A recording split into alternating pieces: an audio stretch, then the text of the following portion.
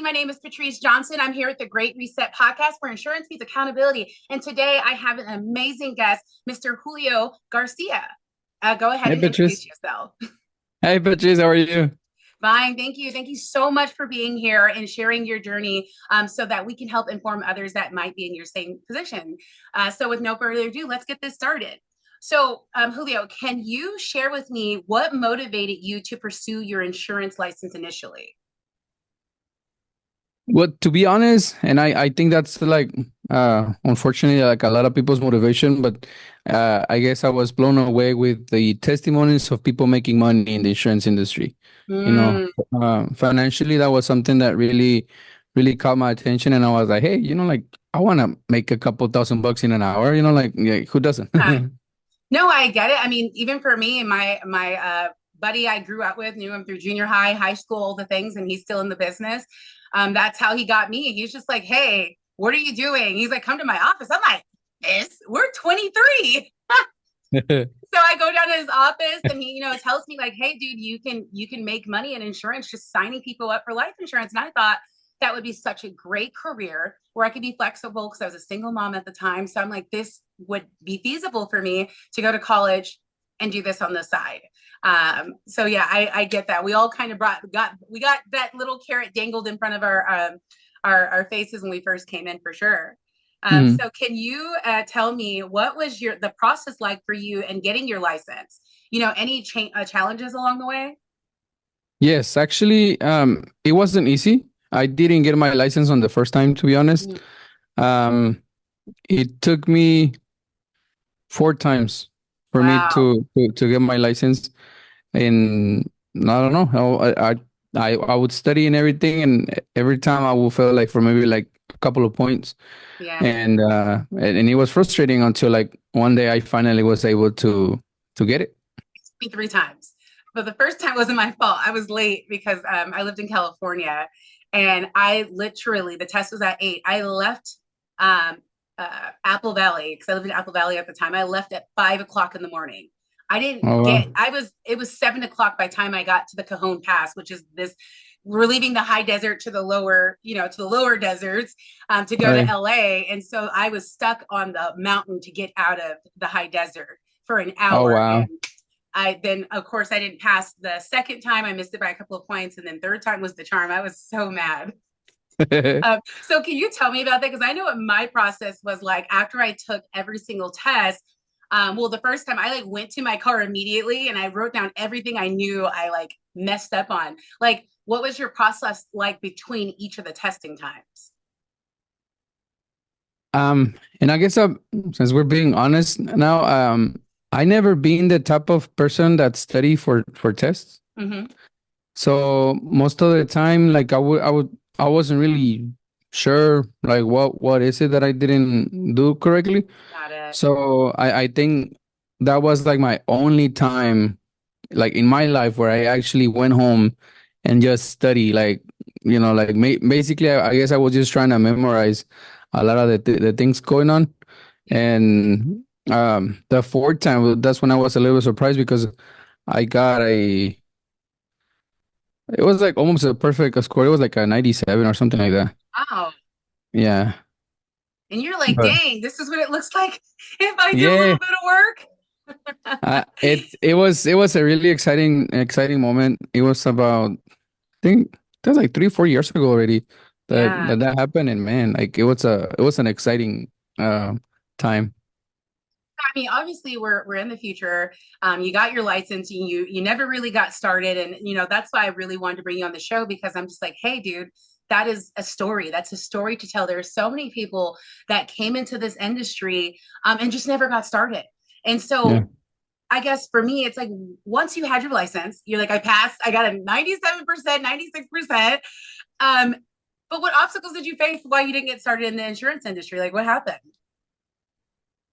So, I mean, I guess it all depends on what company you join, but that time I joined a company that they went pretty viral on TikTok with their testimonials and, people making Mm, money and all that. And they made it seem like super easy, like yeah. where, like you just come in, you just buy leads, you make sales, and you're making money. Like that's how they picture it. And that came me very excited. And I'll be honest, like at that time I was moving from Texas to Oklahoma, Yeah. and I had no job. I had some money saved, and literally, like while we were like getting together, getting a house and everything, um, I had like $300 just set aside just for that, just Yeah. for the business. And I told me to invest it into buying like some leads from a website. I was like, all right. I went in and I did exactly what they say, like to call every single person and all that. And I don't blame it on that completely. Maybe it was also part of me because I think personally I'm not really like a salesperson. Yeah. I think I'm more of a marketer Yeah. than sales. Hmm. So I literally just invested like my last $300 and I put in the work and everything. But um, to be honest, like it wasn't like as simple as they picture it. It was more like damn, like I felt personally like I just like threw away $300, Yeah. and it hurt more because they were like my last $300. No, uh I get that. and I was hoping, to like turn them into something. And to be honest, like I ended up just signing up my wife for a life insurance, and that's how kind of we made our money back. And it wasn't Yeah. even like complete because they don't give you the whole commission up front. Yeah. They Yeah. give you like I forgot how much they give you, like 70% first, and Yeah. then 75% up front, depending on how your agency is structured. Yeah, it's right. the typical. Yeah.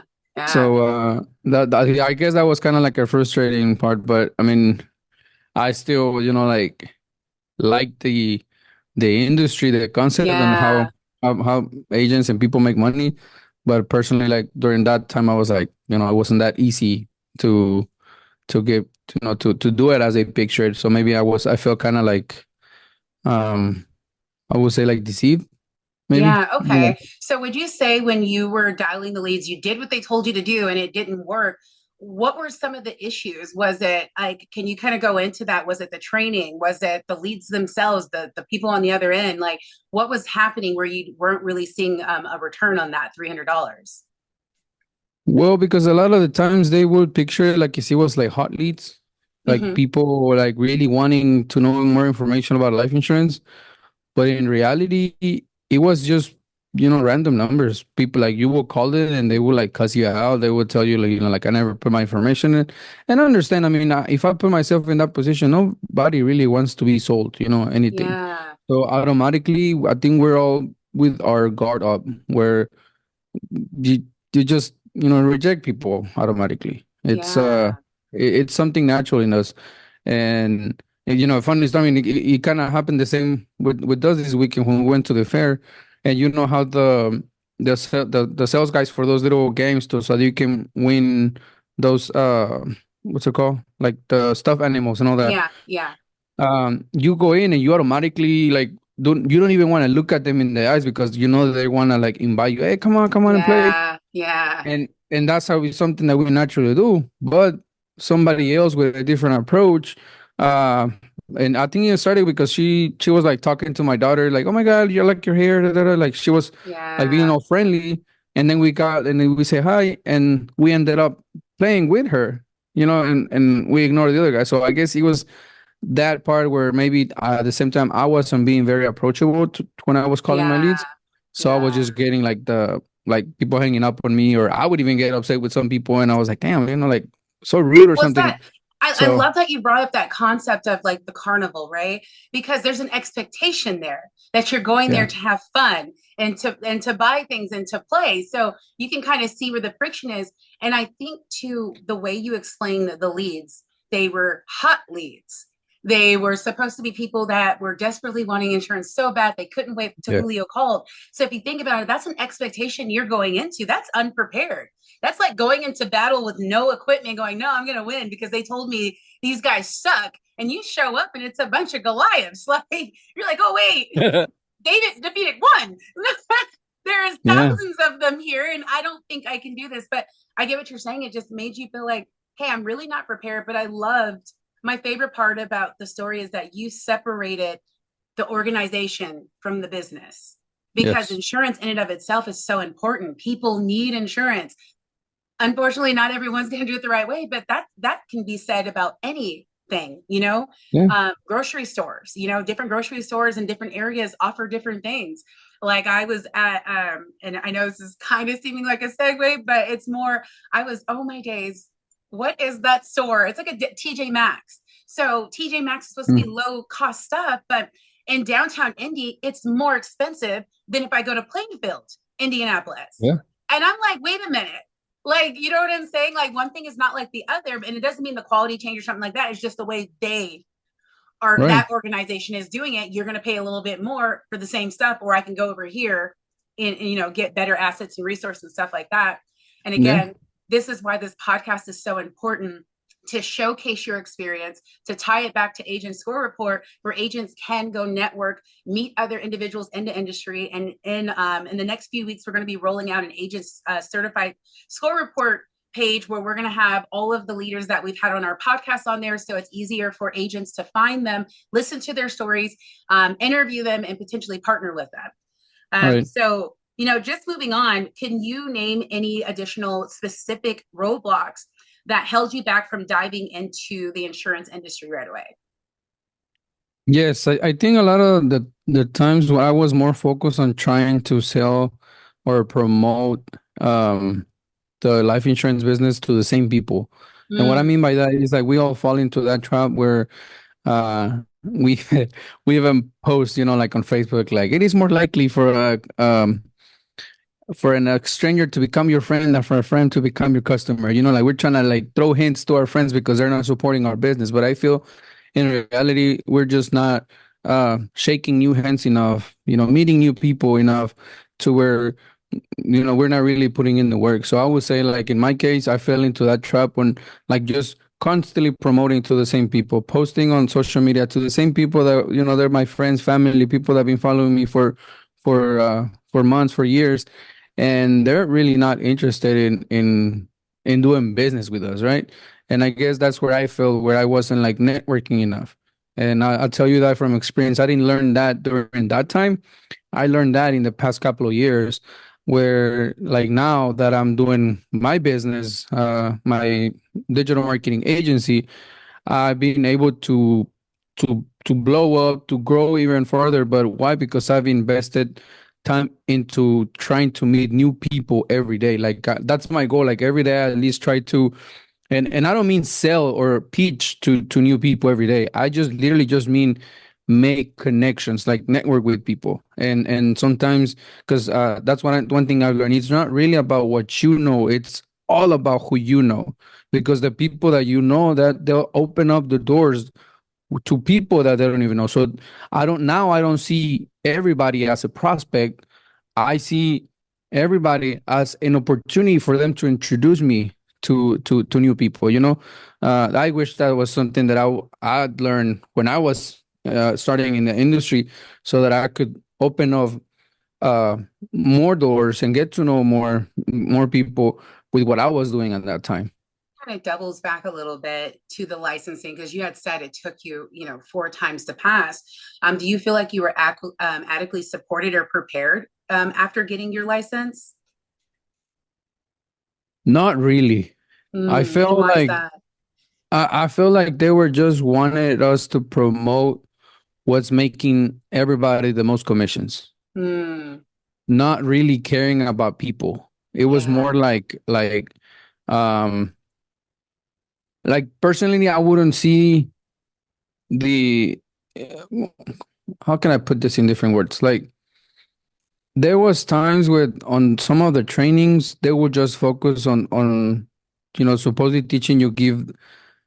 I guess they would do it because by law you cannot focus just on one thing, right? But I guess in the training you're supposed to. I mean, I look at it on the legal side, but I also look at it on their interest, because like on their on their point, when they were like teaching you and training you, they were telling you, like, in parentheses, look for the best option for the customer. But then they would tell you, but this is what pays you the most, so try to push this. If they don't qualify for this or they don't do this, then you can move to another option. So I saw like the main goal was to like just sell them what made you more money, the most money. That's how I saw it. When in that training, and I felt like I was like, oh wait, so do I look for their best interest or do I look for my best interest? Like who am I helping here? And conflicting. Yeah. Yeah. Yeah. And I spoke with someone the other day that reached out to me for some help, and she kind of was in that same space, but she didn't realize what you realize, where you're just like, wait a minute, what are we doing here? They had a bit of an SOP, if you will, like, hey, if the client can't get this product, you go to this product. But the two products they were mentioning are probably the worst products you can offer for a client, but she doesn't know that yet. The Right. reason why she came over to that company is because they paid more commission, 15% more than she got, which if you probably broke it down product by product, you probably just had a lateral promotion. You know what I mean? Yeah. You didn't increase in your income. And now she's frustrated. She's not getting the help and the consistency she was getting before because the only thing they had to offer was more money. Hmm. And this business is very much like a franchise, like having a McDonald's franchise and being handed the keys and then they walk off. And you have no idea how to prepare for that. All right. So moving on to just to figure out your journey here a little bit more, were there any moments where you thought of walking away from insurance altogether? Because I know you said you still have your license, you're keeping it active. What does that look like for you? I guess like maybe I just keep it active to kind of like see what I can do like in the future. Yeah. Like see an opportunity or something. But um I guess I'm in that state where I feel like I actually found something that I'm happy doing, like Yeah. what I love to do, which is marketing. I love to sit down with people and just sometimes like I have that habit, and I don't know if it's good or bad, but sometimes I have that habit of um w- giving unsolicited advice. Mm. Like I see somebody struggling, and and I'm just like, giving them ideas. And sometimes people like it, sometimes people don't. So that's what I decided to push myself into, just doing what I'm doing right now, which is my Foodies movement, my digital marketing agency, because I feel a lot more comfortable doing that. But I always keep an eye on the insurance business because it's something that uh, it's I can see another way that you're also helping people, Yeah. and with what I have going on right now with my book and all that, I feel like a closer connection towards like the finance industry, because at the end of the day, I've also become a mentor or a tutor where I can show people the best ways that they can financially manage their business. And I definitely want to hear more about your foodie business and the book. We'll get to that towards the end. And I definitely want to hear all about that so we can get our listeners, in on your movement and, help support your cause of what you're doing. Because if there's one thing I learned when I had the opportunity to go to the Great American Speak Off that's hosted by Grant Cardone, the one thing I learned that they use was that they said to help expand your platform is to use other people's stages. You don't have to just use your stage. You can use other people's stages. And right now we're using each other's stages. Yeah. So we both have a beautiful message. We're both trying to help people. And, this is what we're going to be able to do that. And I love that so much. Yeah, Um, collaboration. yeah. The key in growth is a lot in collaboration. That's well, I love to repeat that every time I speak with somebody, that it's really not about what you know, because uh like in my case, I felt like I was an expert at what doing this, Yeah. building websites and doing all this, but I was never gonna get out of just knowing how to do it. But if I didn't know the right Yeah. people, then it's not about what you know, it's about who you know, and partnering, collaborating, doing things with other people, even if they're not in the same industry. You're just um they're just introducing you to people that you don't know, and you're Yeah. introducing them to people that they don't know. Yeah. And it really does end up weaving into your business, because even having a foodie business where you're meeting with families and restaurant owners and, helping shed a spotlight and bring an audience that would have never known where they are, this is also an opportunity to serve that family too, Yeah. because now it's like, hey, while I'm here, I want you to know I do life insurance, and we want to make sure we protect this business, that if anything happens to Pops, you guys can have some money to make sure we can keep this business going or hold it down long enough so that you can sell to someone and not have to Right. lose all of your family's legacy. And that's such an important approach. And that's not salesy. It's like, hey, how do we keep this? How do we bring this full circle? It's one thing bringing you an audience. It's another thing making sure I protect you and you keep that audience long after you're gone. Yeah. Uh, yeah. So, moving on to the next question here, and I know you said you're keeping up with the insurance industry and seeing it. Would you say your expectations of the industry match what you encountered? If so, how so? Yeah, and I feel that too is like as we're getting older, Hmm. we start to relate ourselves with more mature people that now, future is it's important. Like, the security of your financial state is it's more of something that you will naturally look forward to protect. So that's why I keep that eye on the insurance industry, because a lot of my friends, connections, people that I'm working with, I can see they are more open into wanting to find out rather than when I was younger. I mean, when I was trying to pursue the insurance industry between ages 22 and 27, most of my friends were people my age. Yeah. So they weren't really like, oh yeah, I want to protect myself. I want to do that. So that's why, because I guess the insurance industries have grown with me to where like I'm like, okay, like now I see opportunities where you can talk to people naturally about the things that actually matter with your family. It sucks. I wish the younger generation would actually, pay more attention to it, but I don't know if that's something that you've seen, that it seems like once you hit 30, it's like, well, I need to worry about myself. Like it's a different mindset that you get like as soon as you hit the 30 clock. Being in this insurance industry, it lifts a veil to life that we are not prepared for. And Hmm. it's disheartening because, the things that we learn, most people just don't get it because it's Yeah. never been brought to their attention. So we're introducing all of this information, whether it's insurance policy, how to utilize them like the wealthy people. And it's just like, they are so, I guess, set in their ways. They refuse to try to see something, even though what's already happening is failing all the Yeah. time, and there's no guarantee of it. When I think of 401ks, I I I am already crying for my friends that may lose 30% in the Yeah. next few years. With inflation going up, cost of living going up, there's not a single person in this country, aside from the one percenters, who can afford that kind of loss. Yeah. So and then I would also say too, and actually, no, I would rather let me back up. Do you feel like, I wouldn't say you outgrew your friends, but you had less experiences with them because of this new knowledge that kind of put you up here. And then when you went with them, it's like you felt like you were, I don't know, backpedaling a little bit where you're just like, oh God, I don't want to be the smartest person in this room. Like, I need to go be with people that are smarter than me, making more money than me, so I can network and keep growing. Like, do you feel like you experienced that through all this transition of learning, the insurance industry?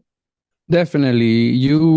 You outgrow so many people in your life, and Mhm. the key is not to let um that relationship hold you back. Whether they're Yeah. close friends, family members, sometimes it's just you have to think about a way where you have to put God first. I mean, Yeah. I'm faith-based, so I believe in putting God first, yourself first, your spouse, then your kids, and then everybody else. Yeah. Like when you do that, and then that's in my order. The other people's order might be a little bit different, but um, you stop really caring about what people say and what Yeah. people don't think. And I mean, I'm at that age in my life where uh, if we're talking about something and you don't agree, I'll agree with you just so that we can end the discussion. You think that you're right, and I'm still keeping my opinion, but I choose to be happy, not right all the Yeah. time. That's what I'm aiming for. Definitely. I've been getting in a habit of choosing my battles, especially when people try to try me on Instagram or the social media. Oh yeah. And I'm just like, I'm not. expending energy on this. And I'm just like, listen, you can keep responding, but I'm not doing this with you. Like, some people are just literally energy vampires. It brings the whole concept of hurt people. And then this Yeah. is where we have to be adults and pick our battles. And that's not a battle I'm not playing with. That's not energy that I need to expend. That's it. There's literally people that will wake up one day and they're like, I need to mess with four people, like, and they have that goal in life where I'm like, I need to mess with four people, and if they don't mess with four people, they can't even go to sleep because they have to mess with four people. To me, I want to commend you for your hierarchy there of caring, of how you care about yourself, because in a way, mine's is exactly the same. Lana Avant, I hope I'm saying her name right. She had said something about it's not selfish, it's self-full. If I don't take care of me, how can I take care of everyone else? I can't feed from an empty cup. I need to make sure Patrice is taken care of. Julio needs to make your kid, you have to your health, your wealth, everything. Because if you fall apart, what happens to the rest of your hierarchy? Everyone falls apart. So you have to make sure you're taken care of, not in obviously a narcissistic way where your wife's not being able to get her petties and stuff like that. But you know what I mean? You have to take care of yourself. You have to make sure you put yourself first so that you can keep serving your family, because then you'll be able to turn around and make sure your wife has everything you need and that she has everything she needs to manage your household and take care of the children, stuff like that. That is, as a provider, that's what you're supposed to do. And in a way, her hierarchy is probably the same too, where it's God herself, because she needs to maintain her, being a mom is hard. Like, at the end of the day, our husbands could literally not afford us if you had to pay for everything that we do for you. You know what I mean? We're the nurse, we're the doctor, we're the cook, we're your chauffeur. We have to plan the meals for the week. We have to plan the grocery trip. It's like, when you really break it down, you're like, you know what? Just take my credit card. I didn't say anything. And it's just like, for her, she has to have a good mental health. She needs to have a safe place to be able to execute those things for you. And you do that. So I'm proud of you. Thank you. Thank you. I'm absolutely proud. So looking back, what kind of support do you wish you had, whether from agencies, mentors, or peers? I feel in general, this insurance world, and not just the insurance world, but the whole world, it's lacking of kindness and generosity. And when you want to do something, I feel like it needs to be more into that you're actually loving what you're doing, and when you want to help somebody in the insurance industry, look for their best interest. And I feel in that time they were more focused on the commissions and the making money and all that, which I get it. Like, we all have bills, we have things, but you get a lot more blessings when you give without expecting anything back than when you are just trying to sell something to somebody and then you turn around and like, I feel that's why, and that I seen a lot of agents complaining about like their chargebacks and the things and all that, but I think it all comes to the actions. It's like, if we go back into like Christianity, a lot of people look at it like, and I'm not saying it's something bad, but people tend to blame the enemy a lot. Like, so when something goes wrong in your life, oh my God, the enemy is doing this, the enemy is doing that to my life. But if you look back on your actions, you really gotta notice that the enemy is not attacking you. You put yourself in that position because you didn't took up on your actions while you were in the present. So all these chargebacks and things that are coming back, I mean, do you really look into the customer's best interest, or were you just trying to sell them something because you needed money that time, No, I absolutely agree. I actually saw a post on Instagram. I have done a really good job of fixing my algorithm, so all I get is God and puppies. And I do have a little bit of shade room because I gotta have a little tea in my day to make sure I'm still alive, But there was a pastor that talked about, accountability and how I may want to blame someone for something that happened to me, and I want them to pay me back. But it's at the end of the day, we have to look at what role did we take in that? The minute we realize we took a part in that experience that happened to us, that's how we don't let it happen to us again. So it's like, I hired an agent that I wanted to trust, but I saw the red flags, but I was greedy. I wanted what I felt I didn't get at my previous IMO. I was like, no, I'm going to grow a big team. I'm going to do this. And I did do it. You know, I was making really good money, but then I paid that price of hiring someone that was very clear to me on the outside that I felt that he wasn't going to be the best person to work in my agency, but he wrote good business from what I could tell. That same agent ended up rolling $25,000 of debt to me. Am I upset in that? Absolutely. Absolutely, I'm upset. But I have to take accountability for that happening to me. I was being greedy. I wanted a top agent, and it backfired on me because I ignored all the red flags that said not to bring this person on, because I wanted to believe he was part of the tragedy of the people coming where I came from that were done wrong. I made myself logic that because I let greed get in my way. That's my fault, and I'm paying for it. And trust me, you get into that state, and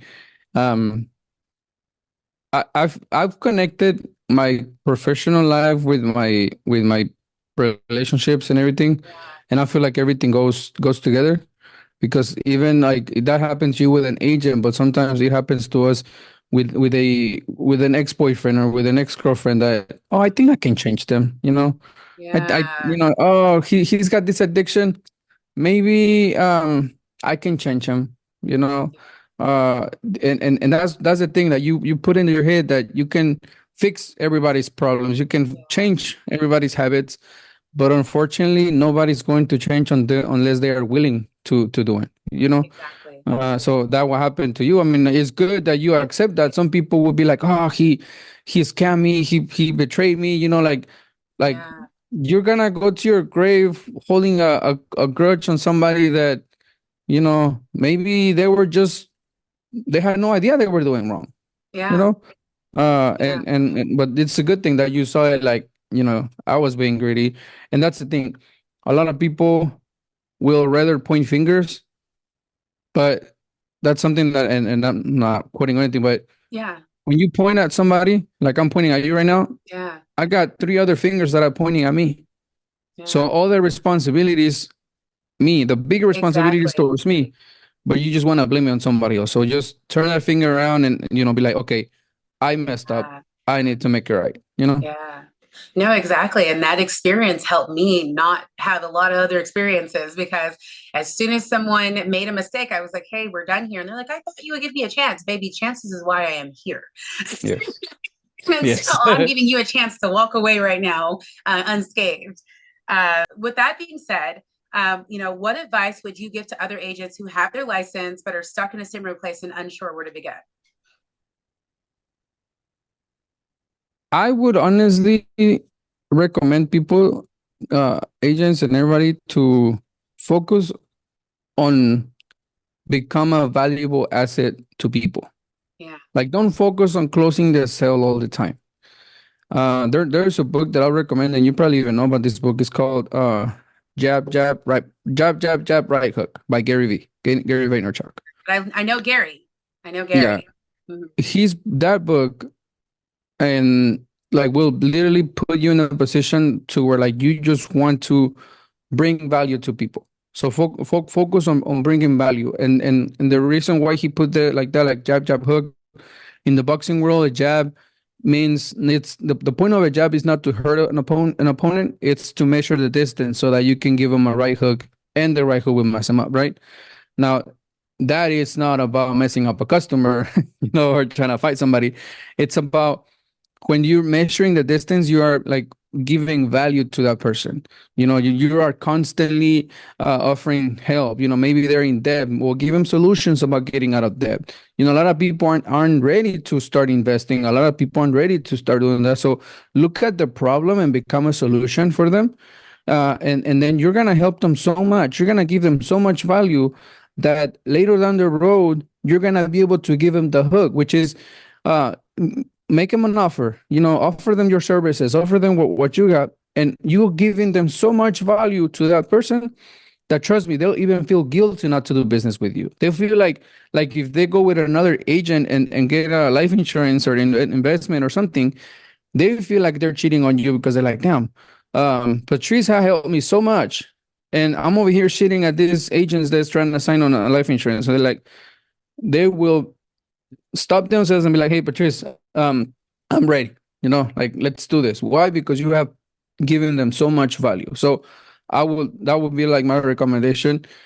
Focus on giving value to people, become the expert in your field so that you can do a lot of value to people, like give them information that it's not out there. And it's very simple to do something like that. Even like if we're talking the social media world, there is a website called answerthepublic.com.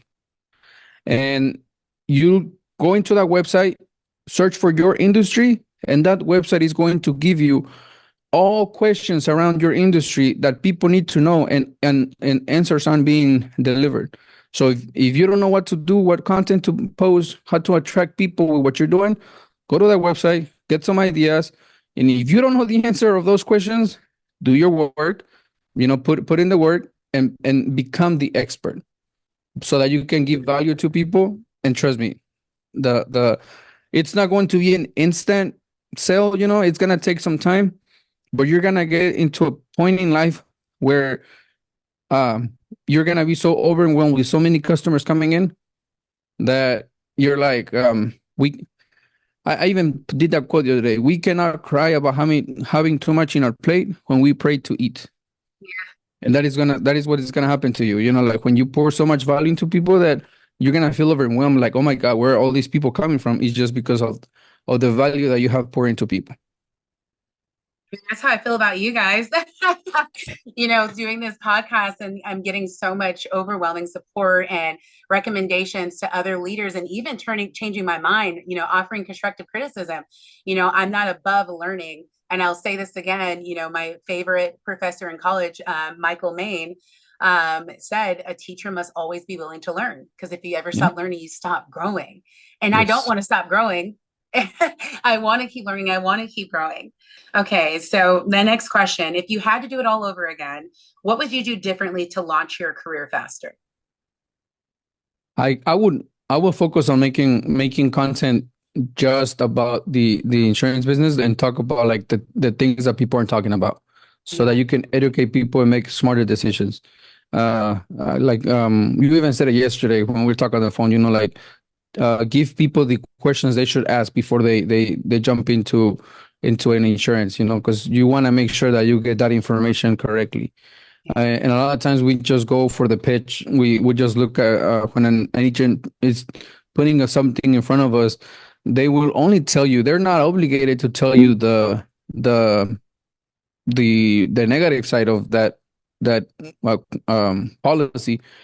They're just gonna tell you the good things, right? And they're protected legally. That's something that we can really do nothing about it, because they're not obligated to legally tell you what's negative about that.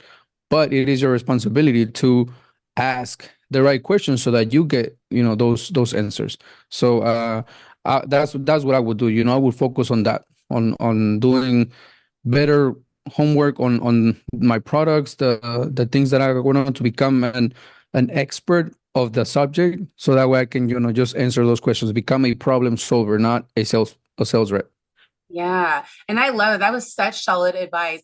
And for my listeners that are listening, he mentioned the questionnaire. Every Sunday, I do a Sunday Q&A where I am literally going over the interview questions that you should use when interviewing a new agency, a manager, an agent that you plan on partnering with, because these are questions that you are not going to think to ask. And if you haven't already been listening to this podcast, a lot of what we learned came years of being in the business. And a lot of the experiences came from going in and out, meeting people, networking, and understanding how to apply to our business. Yes. So I do have that questionnaire. Make sure you email us at admin@agentscorereport.com. We will get that sent out to you. And again, catch us every Sunday for Sunday's Q&A, as I'm going over each and every one of those questions and diving into why it's important and what are the effects of those questions, and why it's so important for you to ask that and, talk to multiple people. Are there any specific strategies or habits you have found helpful to help build the confidence or clarity that you need to get started? Yes. Definitely systemize your workflow. Every time, like if you're agent hiring agents, have a specific system that you will make sure that you follow to the dot, like every single step that do not skip. There's not exceptions on, when you're recruiting or when you're making a sale, so that you are being constantly delivering the same service and building the team with your, that are connecting towards your values and what you want to build in like as your agency. Because I mean, I don't understand, some people want to build they're independent agents, but they want to build, like their agency. Yeah. And like in this case, in the restaurant world, I remember I was really curious about how this big chain, was like, every time you go to it, and I won't say names not to give them publicity, but I'll just call it the holy chicken business, right?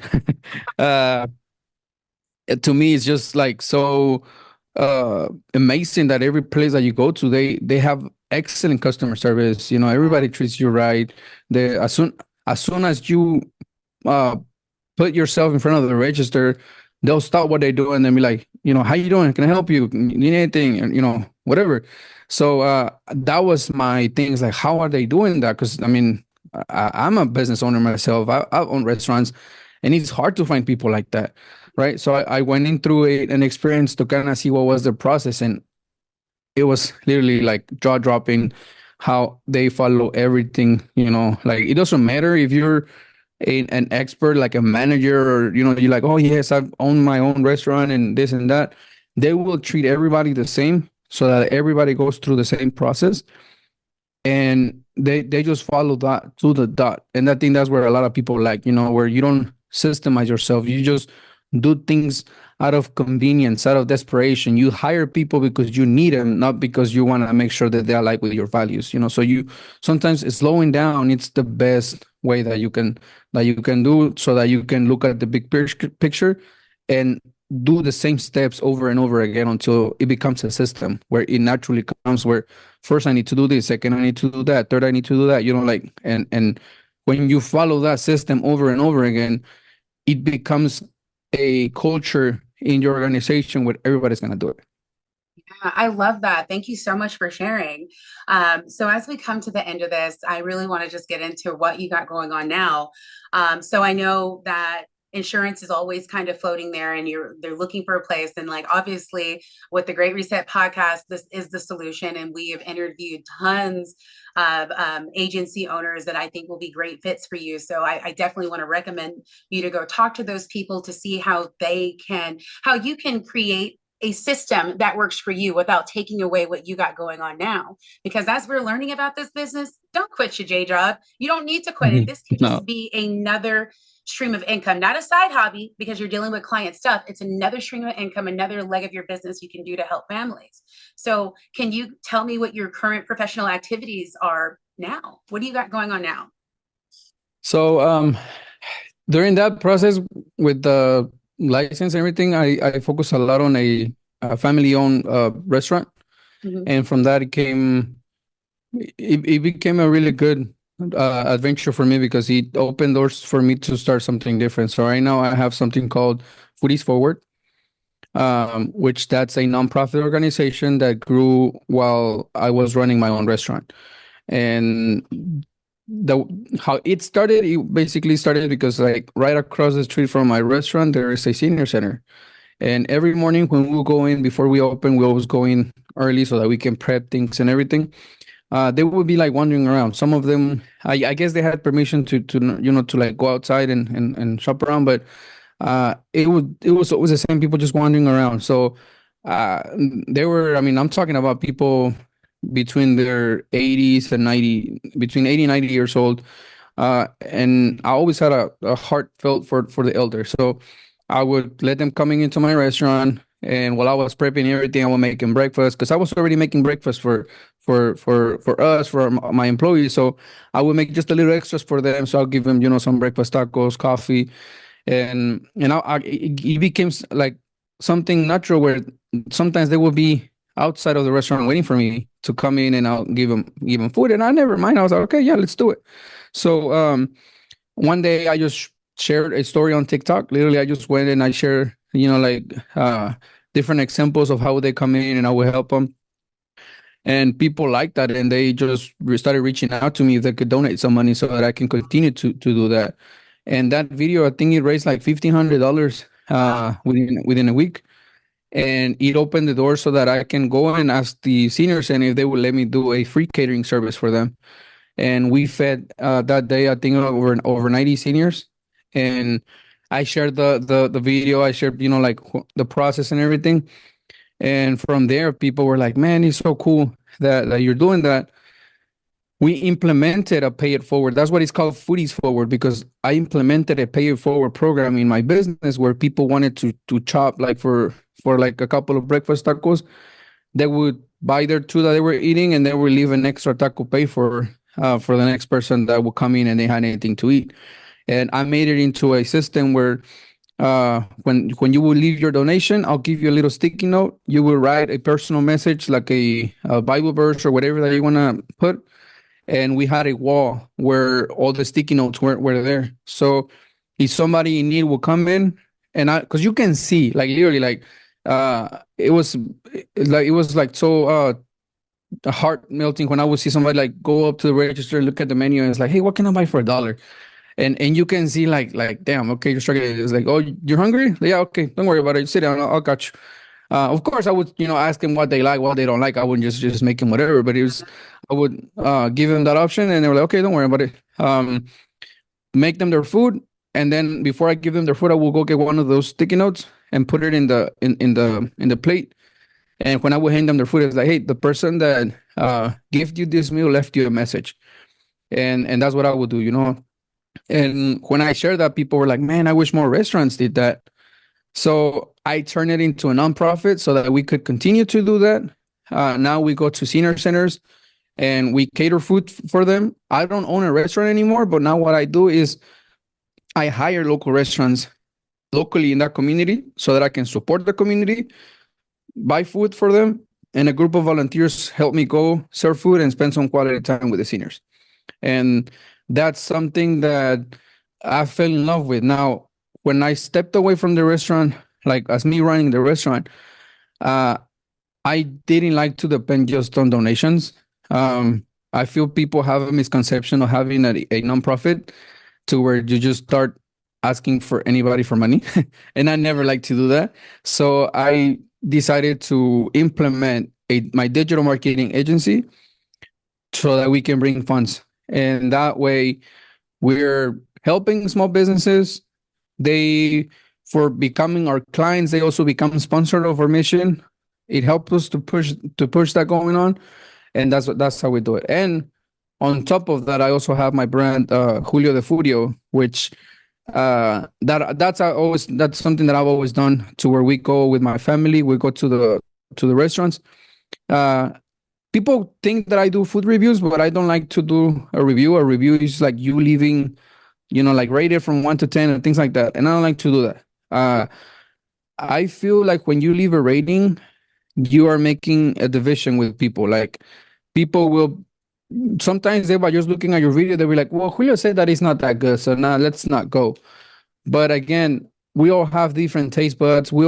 People cook differently. We all have that one auntie that cooks delicious, and we have that auntie that we do not let her in the kitchen. So like, why judge businesses like that? So instead, what I do with my videos is we record, we just record our experience, we pray over the business, and we just publish the video. And I'll let people be the judge, whether you liked it or not. I'm not getting paid to do those videos. It's something that I do. Like, that's like my community service, to help small businesses. But I don't rate them. It's just like, go and support them, especially they're struggling. When we walk in and the food is so good, customer service is good, and nobody else walked in while we were eating there, I get up and I make a video. Like I'll just, it's just in me.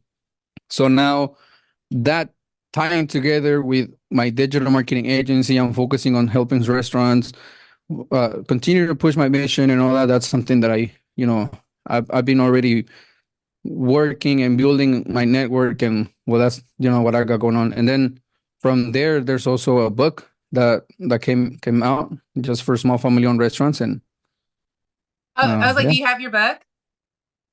I don't know. I don't have it like printed with me. It's actually just an ebook. Okay.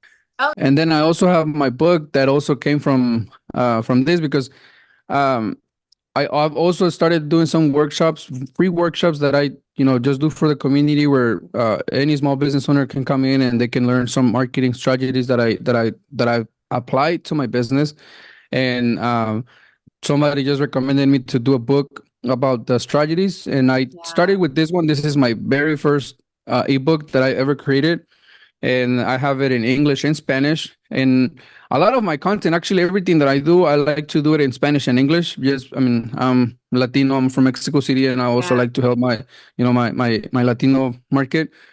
So everything that I do, I always try to do it in Spanish and English. So the English book and the Spanish book tells you uh, a little bit about myself, and also about a financial strategy that I've implemented in my restaurants that had helped me, take. I mean, our last family restaurants that we had, um, we took it from a 340 square foot location, like super small. It was mainly takeout. It was just snacks and sweets and drinks. And on our first year, we closed with $352,000 in sales. Wow. Um, and just from that little spot, within 11 months in business, we moved to a bigger location, which it was a 2,700 square foot location. So we 5 times the size of that little place. We turned it into a full restaurant, and I took it from what that on the first month, first year, second year we took it to $800,000 on the second year, and we were on track to make $1.5 million on the third year. Uh, so that financial strategy, I put it into that book. And then from this book, there's going to be a new book that will talk just about the marketing side. And right here, people will have the opportunity to also learn about my experience, how I got started in that industry. And if you can see, this is why I focus 100% of my time into this, because you can see that's my passion, like that's what I do. So Yeah. but yeah, like I'll leave it here if you guys want to check it out. It's called um From Profit to Prosperity, and owners a restaurant owner's financial guide. So it's available on Amazon, like I said. It's in Spanish and English. Or if you can't find it, just go to juliodefurio.com, and there's you're gonna see the books and the English button and the Spanish button. Awesome. Thank you so much for sharing. I will say this, I watch your videos in Spanish. It's very helpful to me. My husband is Latino. He's a white Tino. Like if I'm being Okay. specific, because he light skinned it. But no, I love it because I also substitute teach on the side to pay down that debt that was rolled down to me. So I actually ended up going into a class of students, and your Spanish videos helped me because I had Black children in my class that spoke Espanol. I was like, what the heck? Because I'm like, they look like me all the way. You know what I mean? And like, but culturally, we were not like the same. I had to get Right. ethnic and Espanol. Okay. Little girl with Yeah. you imagine? I had a little girl stealing candy. I was like, no más dulce. Siete ahora. Like, I had to get it all. I was real strong with my 5 little words. I mean, I know a little bit of Spanish, but it was more, I enjoyed it. And like, honestly, I enjoy learning Spanish from like my kindergartens, because it's like, they are logical, like drunk people. They don't talk in emotion the way adults do. So if they want something, is very direct. There's my Yeah. friend. There is the bathroom. And for me, not being a native speaker, that's easy for me to kind of catch on and to learn those Right. basic words, because as of now, all I can do is get my money back. I'm like, yo, 5 centavos, give it to me, right? But I do want to say this, like, I thank you so much for sharing your story. You are literally the people that should stay in this business. And that's why this podcast is important, because if we can help good people, good-hearted people that know, that are passionate about people, that's who I want to stay in this business. And if I can just like minimize and reduce that friction at the beginning of not finding a system and finding a better home at the beginning, we can keep you here longer. Because honestly, the way you serve your community with the foodie, I need that here in insurance. And Okay. you know what I'm saying? Because you don't have to sell an insurance. You market exactly what you're doing now. And so I do hope you do come back to the industry and serve the people that you're already serving, so you can do a full 360. And I know you're on your journey and finding your way. So it's like, when God brings you back, I know he's going to bring you back bigger and stronger than ever. And you're going to be way more prepared with an actual system that fits you. And maybe you can help others contribute to that. Thank you. So with, And, yeah, of course, of course. and, and you So know, go ahead. and like actually I am in the process of creating something to where we can help more. I know my niche is like, I'm niche into like restaurants, small family owned restaurants, Yeah. right? But I still have a heart for different type of businesses. And you as an agent, you are, a business owner. You own your own business. You're as an independent agent, or even as a captive agent, whatever. You're still trying to grow a business. Yeah. So within the foodies, the only reason I like the word foodie and I include it into that is because I have a mentality to where food bring people together. Yeah. No matter what, like at a dinner, at a restaurant and everything, everybody comes together for food, regardless of what they do, right? So Foodies Forward is just from a way for me to continue to spread the love of God in my own way, right? Yeah. And I'm also even creating a community that will put businesses together and help each other, support each other. So like within what I got going on, you guys are gonna see. So if you're like an agent that wants to connect and support and help more businesses and things like that, that's something that I would recommend. I love Become that. I love that. become the local authority in your community, where Yeah. it brings businesses together, because that is what will put you as well in the map. People will look at Yeah. like, oh, look at Patrice, she's doing this and that, and she also sells life insurance, or she also sells this, but uh you become the authority locally of the things that you got going on. So it's just something that I will recommend. Like, don't, just because it's about food doesn't mean I'm opening the doors for everybody, any kind Yeah. of business, so they can come together, because at the end of the day, food brings people together. I love that. And honestly, if you told, like, if food is not there, I'm not coming.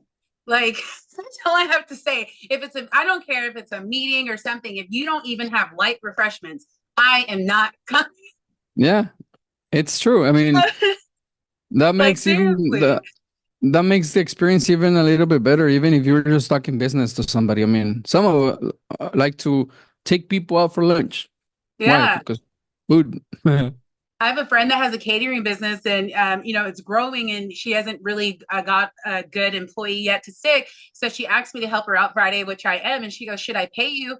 I say, "Girl, feed me, and you still need to feed me from January." Like, I feel it's not about, like, for me, I'm just helping. I see that as like a volunteer service. Like, I don't need to Yeah. be paid to help you set up a food table and make sure it's good, so you have an extra. Like, to me, I'm hanging out with my girlfriend. Feed me. Like, that's what I want. So as we're wrapping up at the end here, I want to just leave this to you. Do you have any last words of wisdom or encouragement for agents listening who may be in a similar position? Honestly, just find a way that you can contribute and help others, Yeah. and that you really like. At the end of this is, do what you love and love what you do, and that will open the doors, to the hearts of people. Yeah. And that should be your main goal. Yes, I know we got bills to pay, we got debt to pay off, we all have problems and we have struggles, but when you learn to put all of that on God's hand, and just let God guide you and steer you into the ways that He wants you to work with people, and then you just let Him take over everything. um you know your business, your relationships, everything just becomes easier, becomes better. And it's not that it becomes easier, just you're you're more happy to do everything that you gotta do. And it doesn't seem like like work. It seems like, oh, that's what God wanted me to do. Let's do it. And you do Absolutely. it. You always make sure that you do it 100% with a smile on your face and keep going. Yeah. Well, thank you so much, Julio, for being on our show. You know, I wish you and your wife the very, very best. And I'm going to keep watching, Okay. reshare, and reposting all of your things because I want to help spread your message. And with that being said, thank you for my listeners for listening in on the Great Reset podcast where insurance meets accountability. Don't forget to check out agentscorereport.com and create your profile where we can rate and review other insurance agents within the industry to create transparency, to have access and networking to other individuals in the industry that you may want to connect with. So have a good day, guys. See you next time.